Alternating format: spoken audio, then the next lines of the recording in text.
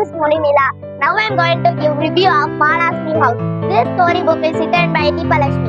Deepalakshmi ma'am has written many stories for kids such as Magic Pot, Active Gates, Labor India, and Mala's New House.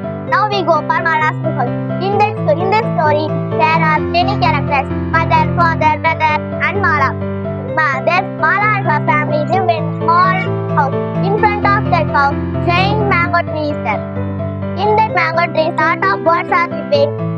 People who come for bus stop, they take rest under the mango tree. In summer season, Mala and her friends pluck the raw mangoes and eat with salt and chili powder. One day, Mala visited her friend's house that was too big. Mala decided, I too want to build the big house. Mala told to her father.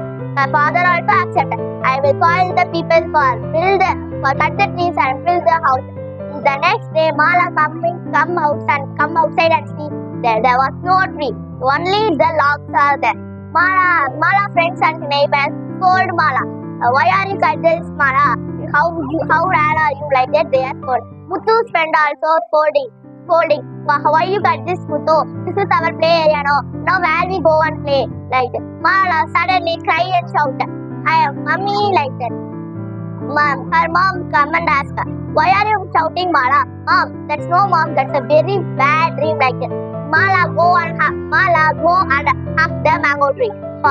For this story, moral is don't cut the trees. Thank you. Hi everyone, my name is Anita. I am going to give a review for the story Ant and the Grasshopper. It's imagined by Clement Pallen. He wrote many stories. In the story, there are two characters: the grasshopper and the ant. In summer season, the grasshopper was very lazy and enjoying the summer. The ants worked so hard for the winter and storing the food.